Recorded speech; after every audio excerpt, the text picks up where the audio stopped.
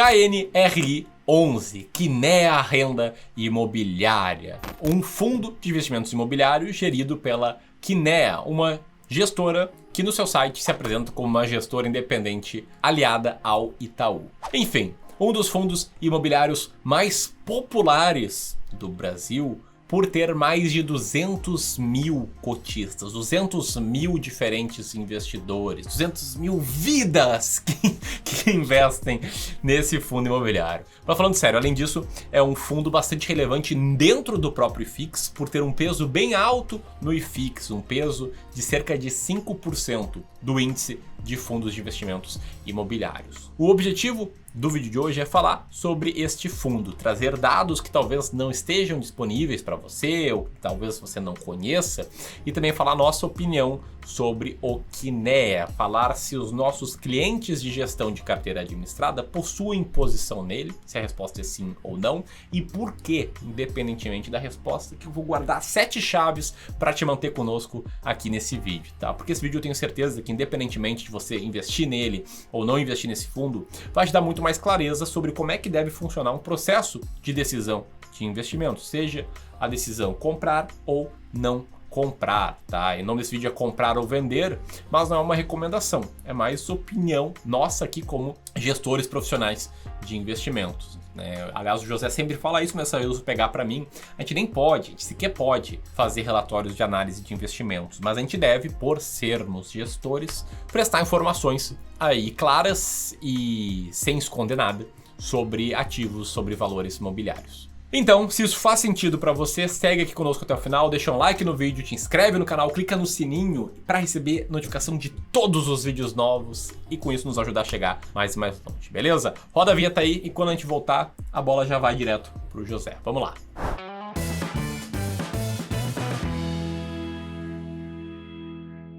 Bom, se você investe no KNR11, por ele ser um dos maiores e mais seguros fundos imobiliários aqui no Brasil, eu tenho uma boa e uma má notícia para você. E a má notícia é que qualidade e segurança, quando se trata de renda variável, nem sempre é o melhor a se olhar pensando no retorno total de longo prazo. Por quê? Porque aqui nós estudamos os ativos com a perspectiva de investimento em valor profundo. Em outras palavras, nós compramos barato e vendemos mais caro. Essa diferença de valor na compra e da venda se dá pela distorção do mercado entre quanto custa um fundo imobiliário e qual é o valor intrínseco dele, o valor de verdade. Nesse caso, como vamos ver aqui, o KNR11 realmente é um fundo imobiliário de alta qualidade. Mas será que ele é um bom investimento? Será que é possível ganhar mais dinheiro com esse fundo do que com outros fundos disponíveis no mercado? E bom, a boa notícia, por outro lado, é o seguinte: se você investe no KNR11 por ele ser um fundo grande e de alta liquidez, você está, em parte, no caminho certo. A alta liquidez é um ótimo fator em renda variável, pois ela elimina os perigos que envolvem o risco de liquidez, que é o de comprar e não conseguir vender depois, por não haver compradores, ou até mesmo conseguir vender, mas ter que dar um desconto muito grande para conseguir se livrar desse ativo, que aqui no mercado financeiro a gente chama de spread. E além disso, o KNR11 é sim um fundo de alta qualidade. Se você investe sob essa ótica, a ótica de qualidade, ao invés de investir com o olhar de value investing, você também está no caminho certo, como a gente vai ver agora. Bom, então antes de mostrar como o fundo está ranqueado aqui, vamos te mostrar no que o KNRI11 investe e o que há por trás deste código, beleza? Então, vamos lá, o KNRI11 é um fundo imobiliário de tijolo híbrido. E não, esse não é um tipo de tijolo diferente, tá? Em outras palavras, esse é um fundo que não foca em apenas um único setor. Ele não foca apenas em imóveis comerciais, em escritórios, por exemplo. Mais precisamente, ele divide os seus 3,8 bilhões de reais de patrimônio total, quase que meio a meio, entre imóveis de logística e salas comerciais, imóveis de escritórios. São mais de 50 diferentes inquilinos em 19 propriedades espalhadas por São Paulo, Rio de Janeiro e Minas Gerais. Nossa, gráficozinho parece uma criança que desenhou, né? É do relatório deles. Além disso, esses inquilinos são bastante diversos entre si, atuando em diferentes setores, conforme mostra esse gráfico que eu tenho certeza que a equipe de gestão do Kinea fez usando o Paint. Vai dizer, não parece aqueles gráficos que tu clica lá no botãozinho de balde de tinta e vai pintando cada parte. Não, brincadeira, tá? Dane-se como é que tá o gráfico. É importante ter essa informação muito clara. E com certeza, tá? Ele é um fundo que é muito bem diversificado. É bem diferente de um fundo monoativo ou de um fundo monoinquilino, que muitas vezes a gente acaba citando aqui no canal por conta de que são os fundos que acabam sendo os mais baratos com base em Value Investing. Bom, e caso você tenha ainda mais curiosidade sobre isso, o que está na tela agora, o que está passando agora, são os imóveis investidos pelo fundo, tá? Essas informações a gente não tirou da cartola, são todas disponíveis nos documentos públicos publicados pela própria Kinea. Mas enfim, dito isso, tá? Olhando esse raio-x do fundo, entendendo o que há por trás dele, o grande ponto é: a gente aqui no Clube do Valor, em nome dos nossos clientes, em nome dos nossos clientes de gestão de carteiras administradas, possui participação no Kinea, a gente está comprando, a gente está vendendo, ou a gente sequer comprou algum dia? Diz aí, José, como é que a gente toma essa decisão e qual é a resposta dessa pergunta? Então, pelas métricas que nós olhamos, que são principalmente o preço por valor patrimonial e os dividendos pagos pelo fundo, o KNR11, ele... Tá, olha só. Para responder se ele tá caro ou barato, se nós estamos comprando ou vendendo esse fundo, nós primeiro precisamos analisar alguns pontos. Como eu disse, primeiro, a relação preço por valor patrimonial, como é que tá atualmente? Por mais que ela esteja bastante em linha com o valor desses ativos, atualmente está em 1,05, o dividendo que é pago pelo fundo não é assim tão atraente. A mediana dos últimos 12 meses desse fundo está em apenas 0,42% ao mês. Para comparação, isso é menos do que a média dos aluguéis pagos por imóveis físicos comerciais aqui no Brasil, que está hoje em 0,45%, conforme dados do FIPZAP. E aqui eu falo de novo de imóveis físicos, não de fundos imobiliários. Só interrompendo esta programação, interrompendo o José, para botar um ponto bastante importante aqui, tá? Quando a gente olha o yield de um fundo imobiliário, a gente está falando de uma distribuição líquida de imposto de renda, uma distribuição que vai no bolso direto de investidor. Quando a gente olha para os dados do FIPZAP sobre qual é o yield de aluguel tradicional, a gente está olhando o yield bruto. E aí, sobre esse yield bruto, tem imposto que o detentor do imóvel tem que pagar, tem eventualmente custo de imobiliária, etc. Então, embora o Kinea renda um pouquinho menos aí nessa comparação, o que sobra no bolso do investidor é um pouco mais. Mas dito isso, vai lá, José, segue aí.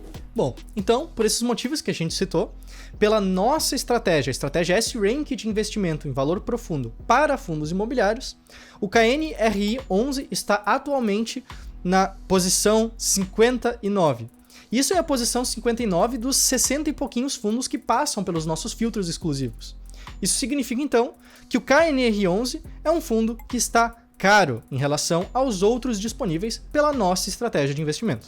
Bom, resumindo, o KNR11 está com valor patrimonial em linha com o valor dos seus imóveis e paga um dividendo próximo ao dos imóveis comerciais que a gente viu aqui no Brasil, pelo índice FIPZAP. Por ser um fundo mais ou menos na média, a performance de longo prazo desse fundo também não foi muito brilhante. Como podemos ver no gráfico, o retorno total do fundo com o reinvestimento dos dividendos pagos foi bastante próximo ao retorno do IFIX, em cinza. Então, é um fundo que conseguiu gerar um alfa por si só um pouco maior do que o IFIX. Não foi um mau investimento, mas como a gente falou, também não foi um investimento brilhante, tá? E se você já estivesse na fase de viver de renda, ou seja, se você não estivesse na fase de acumular o patrimônio e reinvestir os dividendos recebidos, teria visto uma variação patrimonial bastante abaixo do IFIX, que seria a linha laranja desse gráfico. Foi algo muito parecido do que aconteceu comigo entre 2015 e 2017, quando eu tinha uma carteira de fundos imobiliários ali de 70 mil reais mais ou menos, e parei de fazer novos aportes porque eu saí da empresa que eu trabalhava em 2015 para montar o Clube do Valor, e o Clube do Valor não gerava caixa para eu ter um salário. Então o meu salário era a distribuição de dividendos de fundos imobiliários, né? Eu fiquei ali 2015, 2016, 2017 inteiros resgatando os dividendos dos fundos imobiliários para pagar as contas aí do dia a dia, para me manter. Era cerca de R$600 por mês, mas já ajudava alguém que tinha aberto mão do seu salário para empreender. Enfim, isso quer dizer necessariamente que o KNRI 11 é um fundo ruim?